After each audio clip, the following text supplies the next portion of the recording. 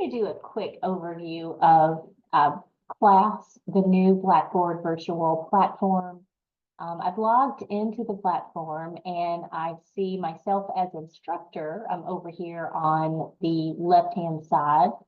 I also had clicked on the chat button, and when I did that, that allows me to see the chat. I can click on it again, or I can hide it. So I'm able to see the chat. I can view different versions of the chat. Right now, I've got all messages, which is just really students can have student-to-student conversations.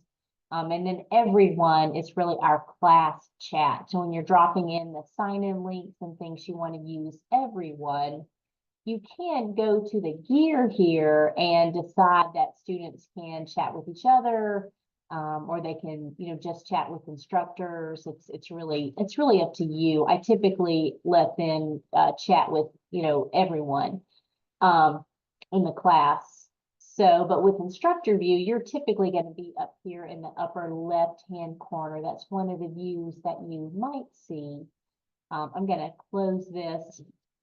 I also entered as an unverified student, because since candidates are able to attend any class any day of the week that works for them, you're going to have to go in and verify students. So I can go in and do that, but also so that I can keep track of who's coming in verified. I can change my seating chart up here. I can sort in a variety of different ways, and you can change this during class if you want to sort it by hand raised or speakers, or you could sort it by unverified so that you're able to see who's coming in as unverified. Also, your participant view, where you have your list of participants. Right now, I just see myself, and then I can, because I have this red circle around Donna student, that lets me know that that's an unverified user. There's a couple of different ways that you'll be able to see that. You can always have somebody in the class watch your chat or watch for unverified users if that will help you during class.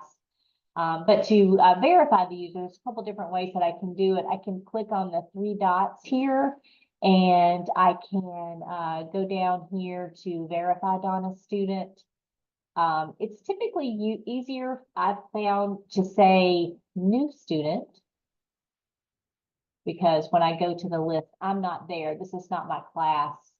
So I typically will go to verify Donna student as a new student. And for some reason, as I hover over these, and choose existing student. Let's see if I can try that again. Okay, it looks like I did verify myself as a new user. I also could remove that attendee. So if it turns out it's not a user that is, should be in your class, you can remove them. You can send them feedback. You could move them to the podium, which would put them up top. You can change their role here. You could make them an instructor if you wanted to. So those are some different things that you could do with students in your class. So that's a handy feature, and so is, like we said before, the general feature. Front of the room lets you decide if you want instructors to appear up across the top, or maybe the presenting group, you could appear across the top. But those views are just going to allow you to see students in some different ways. Currently, we only have access to the gallery view, which means you're pretty much just, your students are going to kind of stream across the top. But I think later on, we're going to have some different views, but I can see, I can change the number of students that I see across the top. So a couple of things that you want to share with your participants, let them know that they can click on the reactions, and they could, give a thumbs up to something, or maybe they want to clap.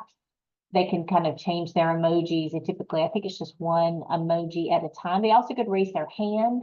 I'm not able to raise my hand, but if I go over here to Donna student, I was able to raise my hand over there. So that way you can see, and then you can click here to have them lower the hand. But It might help if you, kind of sort by, who has their hand raised, if you think that people are going to be making comments. So down here, under more, this is where you can record the class. So that's handy. Over here, when it comes to sharing screen, if you've used Blackboard before, this will allow you to share your screen. I typically, you can decide like who can share their screen. You might want to set it to all participants, and you can certainly change that during class. But when I go to sharing, you have some options of how you share. And this is going to be sharing things that typically are on your desktop, or you might want to share a PowerPoint. My personal preference is entire screen. Other people might just want to choose a window or a Chrome tab. That's totally up to you. Sometimes you get some of that nesting that takes place with Blackboard if you share some of those different things. I choose entire screen. I'm going to choose my screen 1 over here. And that's going to allow me to share my Blackboard screen. So that way I can manipulate this. It's just like a live share. I'm just kind of moving around, kind of working in Blackboard. So if you wanted to, show them how to join the class, or, find anything in Blackboard, you'd be able to do that. The reason that I like to share my screen is because I like to be able to just move different content here. Like I just moved my join for collaborate here. I could move possibly if I'm working on a PowerPoint, I could put that there on the screen. So that's the reason that I personally select that particular way to share screen. So I can kind of change some of the dimensions here as well. And I can stop sharing right there. You also, the other thing that you can do is click on this collaborate icon, and that lets you add, like if you wanted to have a video, if you wanted to do your presentation, you could do it through here. It would be a PDF, which means that if you have a link to a video, it might not play. So, just kind of keep that, but you can put your presentation. If you want to put a web page here, you can click on that. And the cool thing about that, let me do a web page real quick so you can see what that would look like. If I wanted to put I'm going to just put a Padlet on the screen. I can add my new web page. Does want me to give it a name. I'll just put Padlet. If I submit it, the cool thing is that it's here for me to launch. So when I'm ready to launch it, it's there. Let me go ahead and add one more different web page. Let's see. I'm just going to do, I'll just do Google.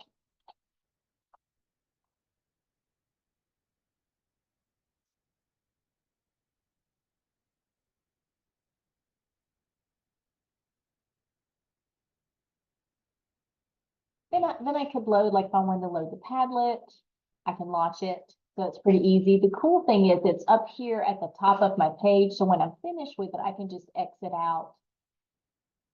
All right. And I could go back to collaborate and click on my web pages again. And there they are. And that way it's easy for me to get to those pages. It's easy for me to get to anything that I've loaded. And so that's something that is going to be helpful. I'm not sure why I'm in picture mode. I'll try to figure that out and let you know. So those are just those two different icons. This allows you to preload things, preloading videos. This allows you to do a live share on your screen. And then I could look at my participant list. I could see who's in the class. I could mute everybody here. I am linking these to your LMS, so you should be able to see who's absent from your regular class. But that doesn't mean that they haven't attended, because they could be in another class this week, but at least it'll give you a visual of who isn't there. So that does allow me to see that. I can, mute or unmute somebody. I can hide this. Those are just some different things that I can do here.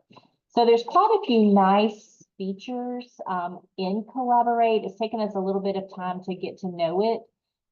Breakout groups we're going to practice with in our next instructor meeting. But typically you can kind of like before assign a certain number of breakout rooms. You can assign them automatically, let participants choose. We're going to see if we can preload breakout groups like we have in one of our other Blackboard trainings to see if that's going to work. But I do like you can give them a countdown timer. You can automatically close the breakout groups at a certain time. So that's kind of nice. Those are some Zoom features. Those are just some cool things that are there. And some other things that we're going to explore when we meet again will be like learning tools. The cool thing about learning tools, this is now we're linked to Blackboard. So we're able to, get directly to our Blackboard component. So you're able to kind of move through that. So that is nice. I wanted you to see that. And I don't think we have the attendance feature yet. So we are at this time not able to take attendance through the class, but we might be able to in the future. Gradebook. Let's check this out. It looks like, you can get to some of your gradebook features here, but definitely not some things that we would want to share with the class, but at least you would be able to, see it if you were just in here on your own, or you would wanted to show one class member. So those are some different things that are there. We don't have I didn't set it up as a live class, but I think there's a lot of nice features and things that are here. Now it's going to take us some time to use it, but I think overall it's going to have some, nice features that we can use if you decide to use it.